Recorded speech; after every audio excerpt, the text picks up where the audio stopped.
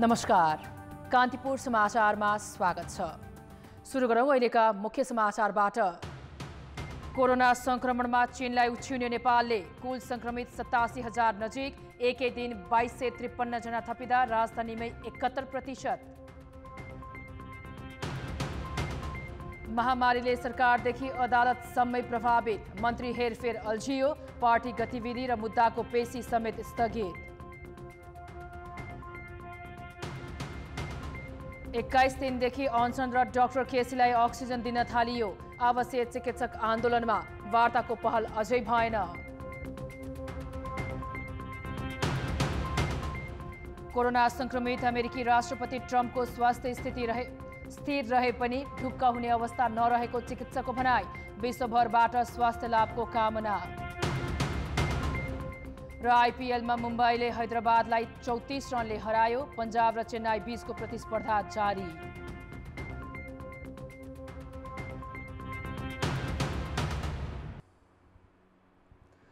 Corona भाइरसको उद्गम देश चीनलाई संक्रमितको संख्याका आधारमा नेपालले उछिनेको छ। पछिल्लो 24 घण्टामा 2253 जना थपिएर नेपालमा भाइरस संक्रमितको संख्या 86,823 पुगेको छ। यो संख्या चीनमा भन्दा 1373ले बढी हो। संक्रमितको संख्याका आधारमा नेपाल 44 र चीन 45औं स्थानमा छन्।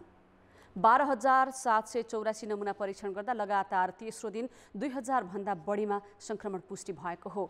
आज थपिएका मध्ये 71% अर्थात् 1579 जना काठमाडौँ उपत्यकाका हुन्। यो तथ्याङ्कले उपत्यकामा संक्रमणले भयावह रूप लिएको देखाएको छ। काठमाडौँमा 1373, ललितपुरमा 187 जना र भक्तपुरमा 39 संक्रमित थपिएका छन्। अहिलेसम्म उपत्यकामा मात्र संक्रमितको संख्या 29,519 पुगेको छ। यस्तै रूपन्देहीमा 98, मोरङमा 81, कैलालीमा 55, सेतुवनमा 52 र बाँकेमा 50 जना थपिएका छन्। सक्रिय संक्रमितको संख्या 22,200 नाघेपछि स्वास्थ्य मन्त्रालयले उपत्यकाका अस्पतालमा रहेका लक्षण बिनाका संक्रमितलाई 10 दिनमा परीक्षण गर्दा भाइरस नदेखिए डिस्चार्ज गर्ने निर्णय गरेको छ। 14 दिन बसेकालाई भने लक्षण नदेखिए परीक्षण बिनै पठाइनेछ। संक्रमणका कारण बाँकेमा 2 तथा काठमाडौँ, ललितपुर, चितवन, मकवानपुर र कञ्चनपुरमा एक गरी थप 7 जनाको मृत्यु भएको छ। 1329 जना संक्रमण मुक्त भएपछि निको हुनेको संख्या 64,000 नाघेको छ। दुर्गम तथा सडक मार्गको पहुँच नभएका स्थानका संक्रमितलाई सशुल्क हवाई सेवाबाट ल्याउने निर्देशिका मन्त्रालयले स्वीकृत गरेको छ। संक्रमणका कारण सत्तारूढ नेकपा र नेपाली कांग्रेसले बैठकहरू स्थगित गरेका छन्। नेकपाले आज दिउँसो बोलाइएको सचिवालय बैठक र नेपाली कांग्रेसले सोमबार बोलाएको केन्द्रीय समिति बैठक स्थगित गरेका हुन्। प्रधानमन्त्री निवासभित्रै संक्रमण फैलिएपछि नेकपाको सचिवालय बैठक अर्को सूचना नभएसम्मका लागि स्थगित गरिएको हो। प्रधानमन्त्रीका 5 सहयोगी र प्रधानमन्त्री निवासमा खटिएका 63 सुरक्षाकर्मीमा शनिबार संक्रमण पुष्टि भएको थियो। प्रधानमन्त्री केपी शर्मा ओलीले अति जरुरी परेको अवस्थामा बाहेक भेटघाट बन्द गरेका छन्।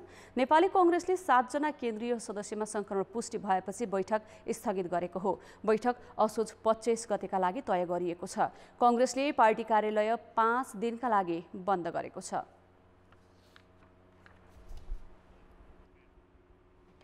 एकजना न्यायाधीशमा कोरोना संक्रमण पुष्टि भएपछि आज सर्वोच्च अदालतका अधिकांश इजलास प्रभावित भएका छन्।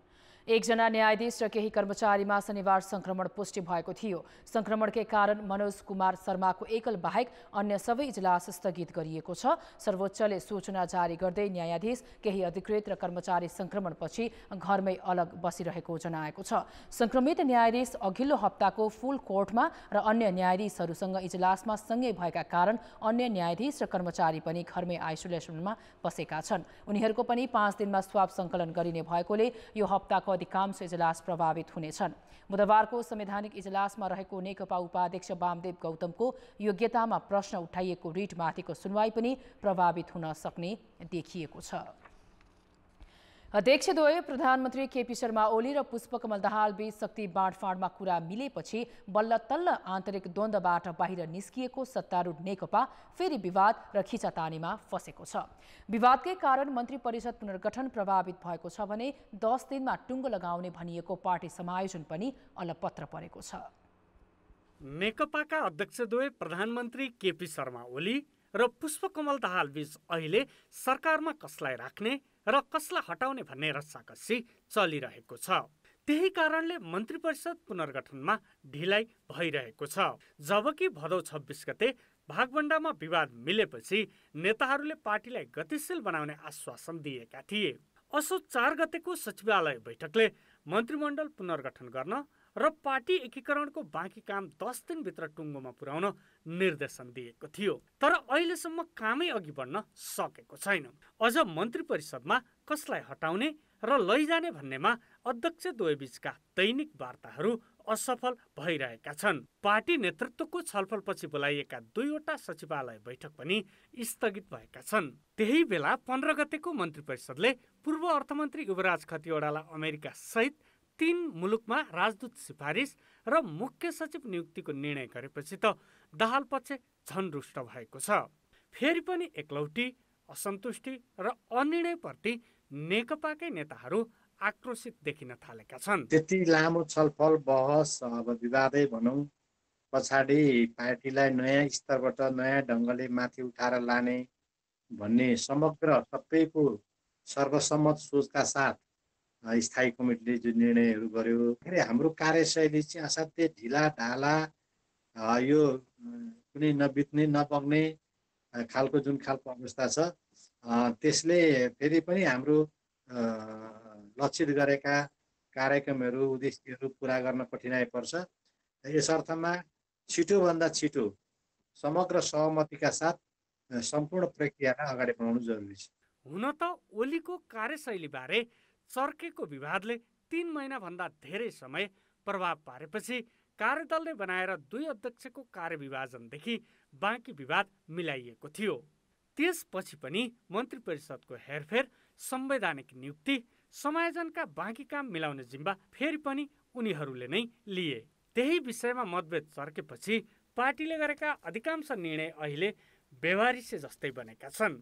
प्रधानमन्त्री ओलीले सहमति र सहकार्यलाई वास्ता गरेका छैन। यसले सरकारको प्रभावकारितामा समेत असर परेको छ। पार्टीमा कस्ता खालका समूह उपसमूह छन्, कस्ता खालका स्वार्थ समूहहरू छन्, तिनलाई मैले कसरी व्यवस्थापन गरेर जाने र सरकार मेरो दायित्व के छ, त्यो दायित्व कसरी निर्वाह गर्ने, मैले यी 2टा कुराको बिचमा सन्तुलन मिलाउने जिम्मेवारी भनेको प्रधानमन्त्रीको हुन्छ। र मैले अहिले हेर्दा के देख्छु भने त्यहाँनिर उहाँ चुकिरहनु भएको छ। या उहाँलाई के लाग्छ भनेदेखि अब पार्टी त सधैँ छ, म आफ्नो ढङ्गले काम गर्छु भन्ने लागेको होला। तर यसले त के भयो भनेदेखि सरकारको कार्यक्षमतामा समस्या आयो। एकातिर नेकपा फेरि पनि आन्तरिक किचलोमा अल्झिन थालेको छ भने अर्कोतिर कोभिड महामारी बालुवाटारमै पसेको छ। यसले पनि सरकारलाई चुस्त बनाउने काम पर धकेल्न प्रधानमन्त्री ओलीलाई बहाना मिलेको देखिन्छ। कान्तिपुर समाचारका लागि दीपक आचार्य, काठमाडौँ। ब्रेकपछि समाचारमा स्वागत छ। परीक्षणका लागि प्रयोग गरिने स्वास्थ्य सामग्रीको बाहिरी र भित्री ब्याच नम्बर मिल्नुपर्छ। नमिलेमा परीक्षणमा गडबडी हुन्छ। कोरोना भाइरस संक्रमण परीक्षणका लागि स्वास्थ्य सेवा विभागले उपलब्ध गराएका किटमा 2 थरी ब्याच नम्बर देखिएको छ। वीर अस्पतालले यसमा गडबडीको आशंका गरी ती किट प्रयोग गरेका छैनन्। वीर अस्पतालमा दैनिक 200 जनासम्मको संक्रमण परीक्षण हुन्छ। परीक्षणका लागि चाहिने किट लगायत आवश्यक सामग्री अस्पताललाई स्वास्थ्य सेवा विभागले उपलब्ध गराउँदै आएको छ। पछिल्लो पटक विभागले उपलब्ध गराएका किट भने शंकास्पद देखिएपछि अस्पतालले प्रयोग गरेको छैन। कार्टुन बाहिरको र किटको ब्याच नम्बर फरक परेपछि परीक्षणको नतिजा भरपर्दो नहुने निष्कर्ष सहित अस्पतालले प्रयोग नगरेको हो। त्यस्तो ब्याच नमिलेको भन्ने चाहिँ अब एक लट चाहिँ हामी धाराको छ, तर हामीले त्यो प्रयोग गरेका छैनौँ। त्यो भेरिफाई गरेर मात्रै हामीले प्रयोग गर्छौँ। त्यसले गर्दाखेरि अहिलेसम्म हामीले गरेको चाहिँ क्वालिटी मेन्टेन भएकै टेस्ट किटहरू चाहिँ युज गरिरहेको छ र हामीले रिपोर्ट पनि त्यही हिसाबले दिइरहेका छौँ। अस्पतालले यस विषयमा विभागलाई जानकारी गराइसकेको छ, तर विभागले यसलाई गम्भीर रूपमा लिएको छैन। मूल्य र गुणस्तरमाथि प्रश्न उठेकाले विभागले बाध्य भएर खरिद सम्झौता रद्द गरेको ओम्नी समूहले 6 महिना पहिले नै ल्याएको किट हुन सक्ने आशंका छ। ओम्नीले ल्याएका र म्याद गुज्रन लागेका किट केही निजी अस्पताल र प्रयोगशालाले अहिले पनि प्रयोग गरिरहेका छन्। त्यस्ता किटबाट गरिने परीक्षण विश्वसनीय नहुने भए पनि नियमनको जिम्मेवारीमा रहेका स्वास्थ्य मन्त्रालय र राष्ट्रिय जनस्वास्थ्य प्रयोगशालाले यसतर्फ चासो नै देखाएका छैनन्। अनुगमन भन्ने कुरो त अब प्रत्येक दिनका दिन चाहिँ हुँदैन हैन। हामीले चाहिँ महिनामा 1 दिन चाहिँ अनुगमन गर्ने गरेका छौँ। योभन्दा अगाडि पनि हामीले गरिसकेका छौँ र यो कुरामा चाहिँ अब एकदम संवेदनशील कुरा हो। ल्याबहरू आफै पनि अब यसमा चाहिँ इमानदार भएर काम गर्नुपर्छ होइन। अहिले PCR परीक्षणका लागि 57वटा प्रयोगशाला छन्। प्रयोगशाला नै पछि फरक नतिजा आउने गरेको यसअघि नै सार्वजनिक भइसकेको छ। कतै किटमा गडबडीले नै नतिजा फरक परेको त होइन। ब्याच नम्बर फरक परेका किट विभागबाट अस्पताल कसरी पुगे, यो छानबिनको विषय बनेको छ। कान्तिपुर समाचारका लागि क्यामेरामा पशुपति बुढाथोकीका साथ कृपाल गौतम, काठमाडौँ। चिकित्सा शिक्षा र स्वास्थ्य सेवा सुधारका अभियन्ता डाक्टर गोविन्द केसीलाई स्वास्थ्य अवस्था नाजुक भएपछि अक्सिजन दिन थालिएको छ। छातीमा पीडा भएर सास फेर्न गाह्रो भएपछि आज दिउँसोदेखि अक्सिजन दिन थालिएको उनका सहयोगीले बताएका छन्। केसीको जीवन रक्षा र माग सम्बोधनका लागि सरकारलाई दबाव स्वरूप त्रिवी सेक्सन सहित 3वटा सरकारी अस्पतालका आवश्यक चिकित्सक आन्दोलनमा उत्रिएका छन्। केसी 19औं अनसन बसेको 21 दिन भइसक्दा पनि सरकारले वार्ताको पहल समेत नगरेपछि आवश्यक चिकित्सक आन्दोलनमा उत्रिएका हुन्। उनीहरूले आज पहिलो दिन अस्पतालमा आकस्मिक बाहेकका सेवा 2 घण्टा ठप्प पारे। केसीको स्वास्थ्य अवस्था जटिल भइसक्दा पनि सरकारले चासो नदिएकाले बाध्य भएर आन्दोलनमा उत्रिएको आवश्यक चिकित्सकको भनाइ छ। एउटा भनौँ न आफ्नो एउटा सन्तानको ज्यान रक्षा गर्नु त सरकार कर्तव्य हो नि, तर यहाँ सरकार आफ्नो कर्तव्यबाट चुकेको कारणले गर्दाखेरि हामी आउनु परेछ। हामीलाई पनि यो कोभिडको पिरियडमा, यो यस्तो कोभिडको विषम परिस्थितिमा जनतालाई दुःख दिएर कसैलाई दुःख दिएर हामीलाई यहाँनिर यो गर्न हामीलाई पनि रहर होइन, यो चाहिँ हाम्रो बिल्कुल बाध्यता हो। र यो कुरा सरकारले सुनेर कमसेकम वार्ता टोली बनाएर चाहिँ यो डाक्टर गोविन्द केसीसँग वार्ताको लागि पहल गरोस्। चिकित्सा विज्ञान राष्ट्रिय प्रतिष्ठान वीर अस्पताल र बीपी कोइराला स्वास्थ्य विज्ञान प्रतिष्ठान धरानका आवश्यक चिकित्सकले समेत 2 घण्टा काम रोकेर केसीको जीवन रक्षाका लागि दबाब दिएका छन्। ती 3वटा अस्पतालमा करिब 800 आवश्यक चिकित्सक छन्। केसीको माग सम्बोधनका लागि सरकारले 24 घण्टाभित्र वार्ता टोली गठन नगरे आन्दोलन चर्काउने आवश्यक चिकित्सकको चेतावनी छ। साथै प्रदेशमा सरकारी मेडिकल कलेज खोल्नुपर्ने र विगतमा भएका सम्झौता कार्यान्वयनको माग गर्दै केसी भदौ 29 देखि अनसन बसिरहेका छन्। यसैबीच प्रमुख प्रतिपक्ष दल नेपाली कांग्रेसका सभापति शेरबहादुर देउवाले अनसनरत डाक्टर केसीसँग अविलम्ब वार्ता गरी माग सम्बोधन गर्न सरकारसँग आग्रह गरेका छन्। सभापति देउवाले आज विज्ञप्ति जारी गर्दै केसीको स्वास्थ्य अवस्था जटिल बन्दै गएको भन्दै जीवन रक्षाका लागि ढिलाइ नगर्न सरकारसँग आग्रह गरेका हुन्। चिकित्सा शिक्षा सुधारदेखि कोरोना विरुद्ध प्रभावकारी कदम समेतका केसीका माग प्रतिपक्षले पनि निरन्तर उठाइरहेको र सिङ्गो मुलुकले भावनात्मक ऐक्यबद्धता जनाएको पनि विज्ञप्तिमा उल्लेख छ।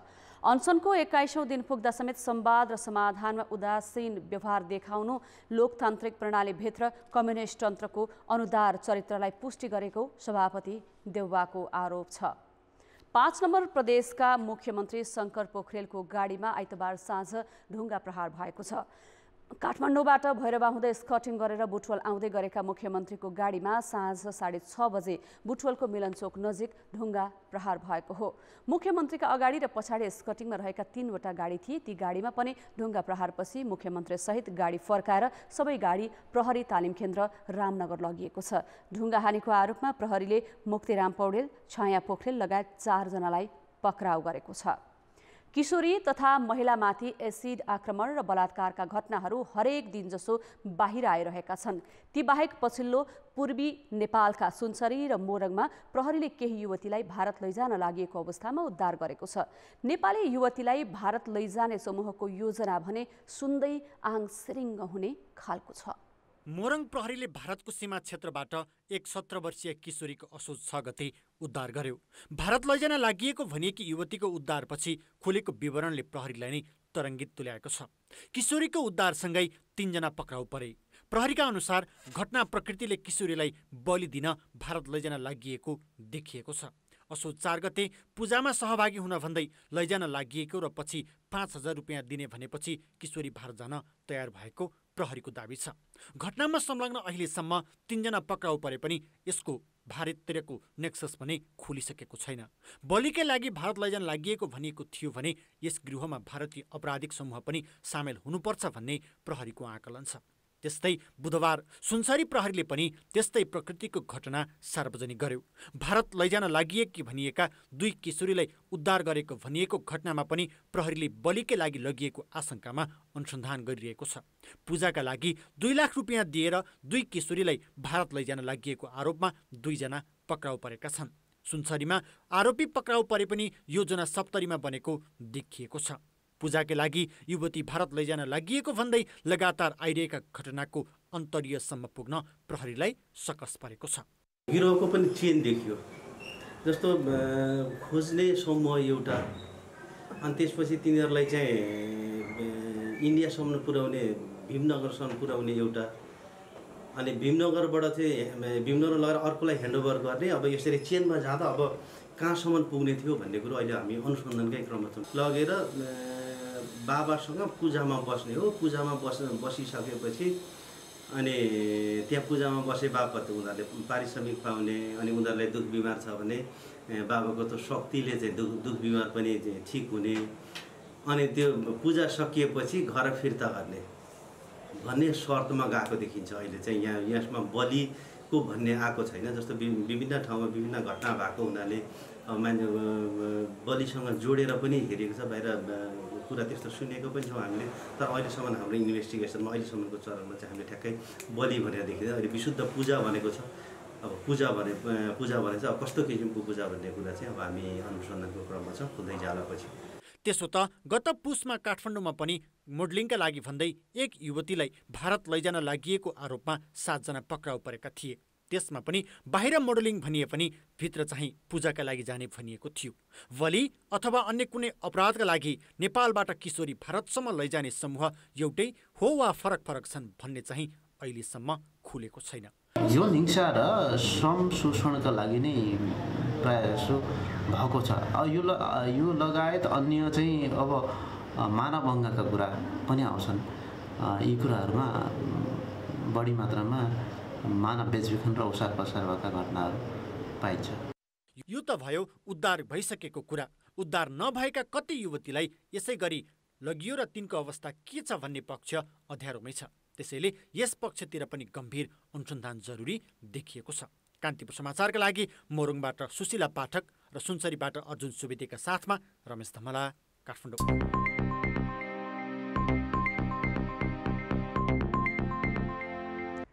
प्रदेश 5 मा पूर्वाधार नै नभएको ठाउँलाई राजधानी बनाउने निर्णय गरेपछि कार्यान्वयनको पाटोलाई लिएर बहस हुन थालेको छ।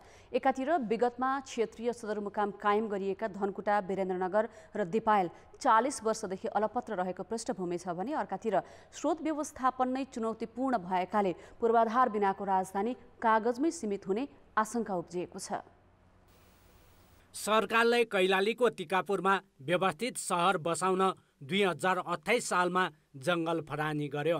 5 दशक बिते पनि उद्देश्य अनुरूपको व्यवस्थित सहर बन्ने सपना साकार हुने निकट भविष्यमा पनि कुनै सम्भावना छैन। टिकापुर मात्र होइन, धनकुटा, सुर्खेतको वीरेन्द्रनगर र दोतीको दिपायल त पहिलेका क्षेत्रीय सदरमुकाम नै हुन्।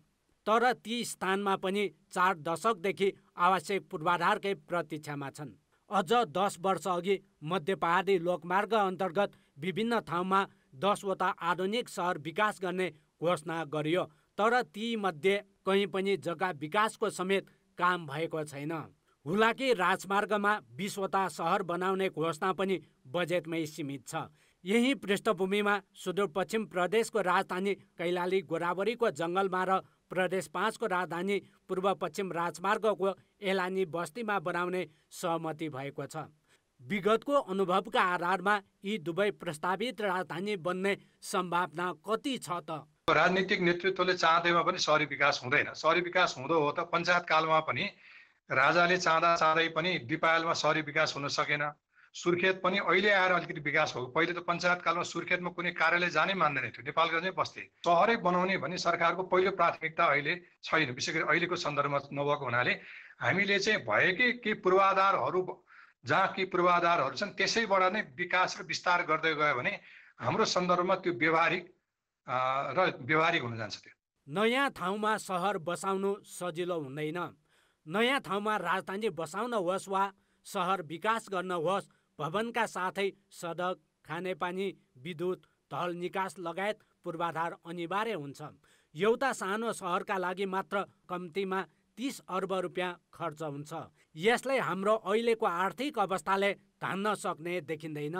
सहर बनाउने भनेको कुनै एउटा भवन बनाउने जस्तो यता कुनै एउटा खानेपानी वा सडक आयोजना जस्तो होइन। यो सहर बनाउनको लागि त धेरै ठुलो खर्च लाग्छ। सहरको लागि त कमसे कम 25-30 अर्बको बजेट, सुरुवाती बजेट नभइकन त पूर्वाधारको काम सुरु गर्नै सकिँदैन। तर अब यो 25-30 अर्ब एउटा सहरमा हामीले दिन सक्ने अहिलेको अवस्था छैन। यसअघि आवश्यक पूर्वाधार 3मा लाग्ने खर्च र राज्यको क्षमतालाई ख्यालै नगरी घोषणा गरिएकाले नयाँ सहर बसाल्ने योजना अल्पत्र परेका हुन्। त्यसैले भालुवाङ र गोराबरीको निर्णय पनि त्यस्तै हुने आशंका बलियो छ। कान्तिपुर समाचारका लागि जिल्ला सहकर्मीहरू विनोद घिमिरे, टेकराज जोशी, नवीन शाही र क्यामेरामा विनोद कोजुका साथ नारायण किलम्बु, काठमाडौँ। सरकारले युवाहरूलाई केयर गिभरका रूपमा इजरायल पठाउने प्रक्रिया पारदर्शी बनाउन कार्यविधि बनाउन सुरु गरेको छ। कार्यविधि बनाएर युवालाई पठाउन भने अझै कम्तीमा 5 महिना लाग्नेछ। सरकारले गत बुधबार इजरायल सरकारसँग त्यहाँ नेपाली श्रमिक पठाउने सम्झौता गर्यो। सम्झौता पहिलो पटक भएको भने होइन। 2072मा पनि यस्तै सम्झौता भएको थियो। आवश्यक समन्वय हुन नसकेपछि नेपालले अपेक्षित लाभ लिन सकेन। त्यही कारण फेरि सम्झौता गरिएको हो।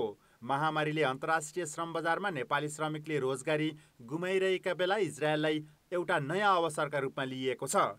तर उसले धेरै श्रमिक पनि लिने छैन। परीक्षणका रूपमा पहिलो चरणमा 500 श्रमिक जानेछन्। ज्येष्ठ नागरिकको हेरचाहमा लगाउने भएकाले श्रमिकले स्वास्थ्य सम्बन्धी तालिम लिएको हुनुपर्नेछ। श्रमिक छनौटलाई विवादरहित बनाउन श्रम मन्त्रालय कार्यविधि निर्माणमा जुटेको छ। योग्यताहरू के छ भने +2 पास गरेर केयर गिभिङ ट्रेनिङ 3 महिनाको लिएको एउटा योग्यता, अर्को 10 क्लास पास गरेर अथवा 10 इयर्स एजुकेसन पछि चाहिँ 15 महिनाको तपाईँको मेडिकल केयर सम्बन्धी ट्रेनिङलाई अर्को योग्यता छ यसको। र अर्को भनेको केही हाइटका कुराहरू पनि छन्, केही निश्चित एउटा लिमिटेड वेटका कुराहरू पनि छन् र इङ्ग्लिस चाहिँ इन्फ्लुएन्स हुनुपर्छ भन्ने चाहिँ राखिएको छ। त्यहाँ यसका योग्यताहरू नै यति नै हुन्। इजरायलमा नेपाली युवालाई केयर गिभरको रूपमा पठाउन लागि यो पहिलो पटक होइन। म्यान पावर कम्पनीले यसअघि पनि पठाउने गरेका थिए। यस्तै इजरायलले सरकारी स्तरबाट कृषि फार्ममा पनि नेपाली श्रमिक लगेको थियो। साना किसान बैङ्कको संयोजनमा कृषि क्षेत्रमा काम गर्नका लागि 3162 जना गइसकेका छन्। ती युवाले उता रोजगारी मात्र पाएका होइनन्, सिप पनि सिकेका छन्। उता सिप सिकेर फर्केका कतिपय युवाले यहाँ व्यावसायिक रूपमा तरकारी खेती गरी राम्रो आम्दानी गरेका छन्। बढीभन्दा बढी लाभ लिनका लागि हामी जे जति श्रमहरू केयर गिभर चाहिँ पठाउँछौँ भने अलि उनीहरूलाई चाहिँ फर्दर तालिम दिएर, अलिकति शिक्षा दिएर, राम्रो एउटा दक्षता, एउटा कम्पिटेन्ट बनाएर पठाउन सक्यौँ भने उनीहरूले चाहिँ एउटा अरू मुलुकहरूबाट पनि त त्यहाँ आएका होलान्, उनीहरूभन्दा उनीहरूले राम्रो सर्भिस दिन सके, उनीहरूले आफ्नो क्षमता प्रदर्शन गर्न सक्यो भने उनीहरूको अर्निङ पनि राम्रो हुन्छ, इजरायलमा हाम्रो विश्वसनीयता पनि राम्रो बन्छ। सरकारले सम्झौतालाई नै उपलब्धि मान्ने भन्दा कार्यविधि सक्दो चाँडो बनाउनु पर्छ।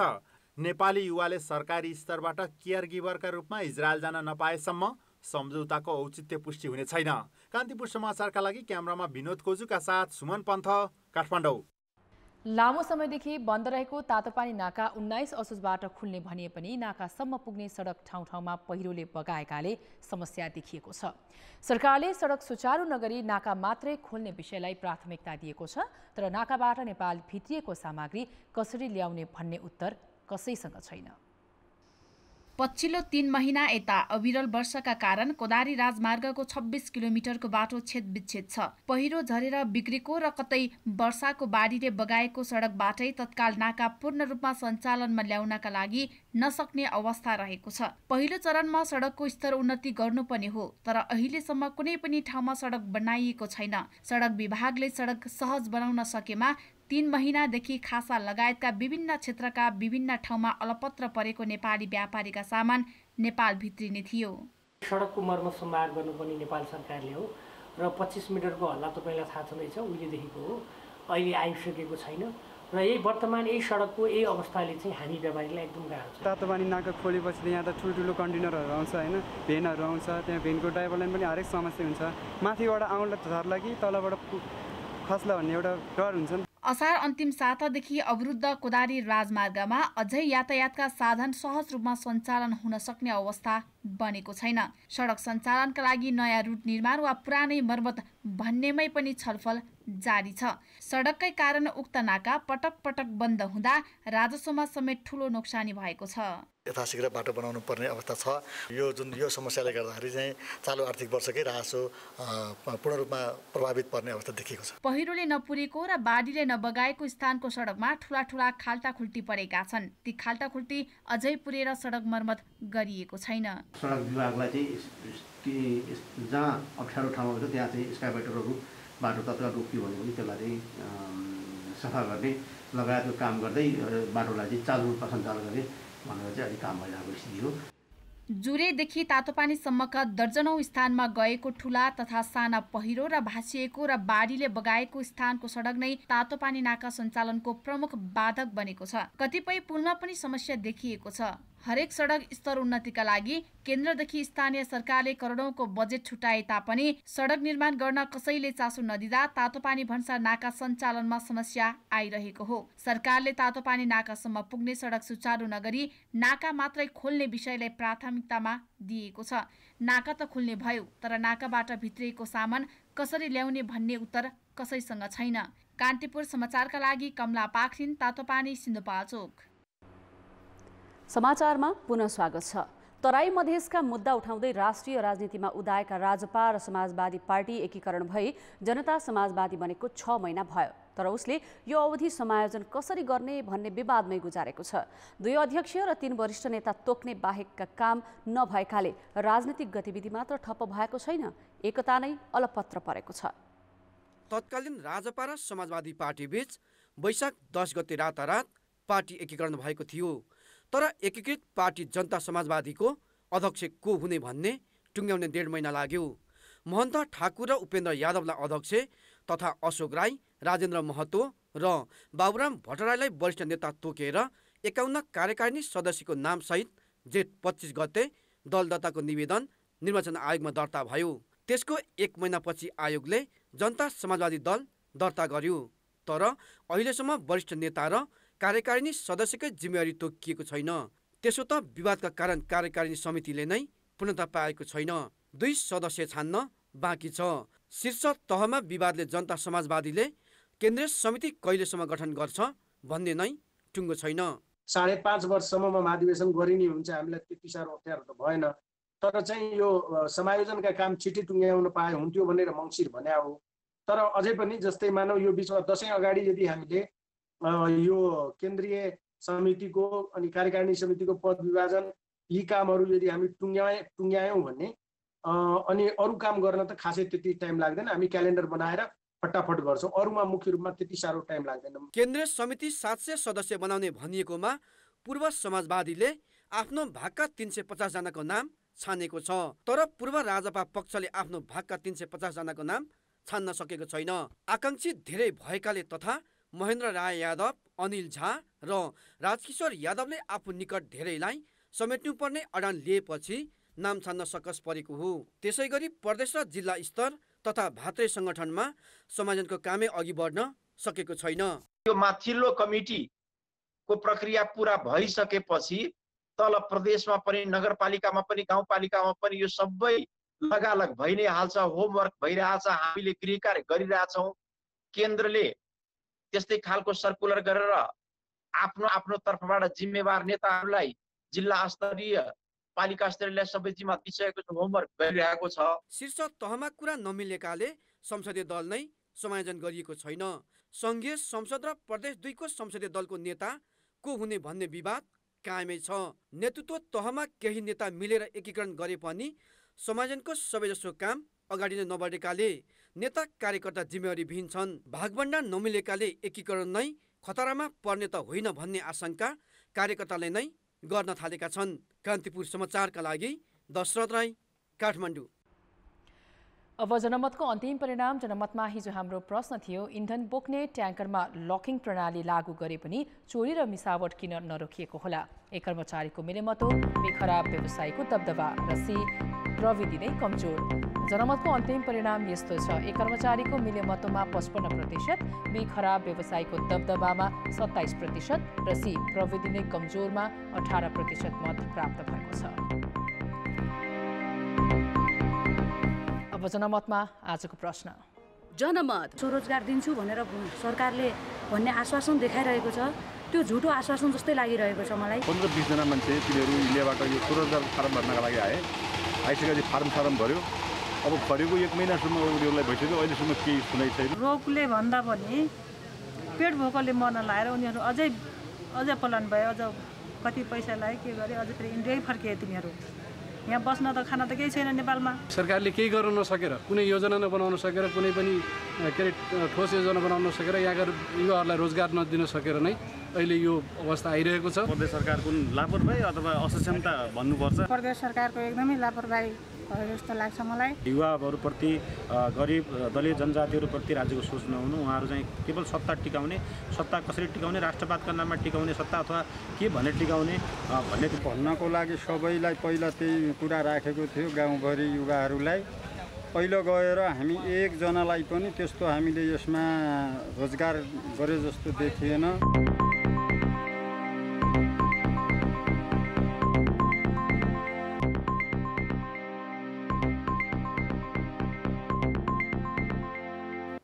नमस्कार, कान्तिपुर खेलकुद समाचारमा स्वागत छ।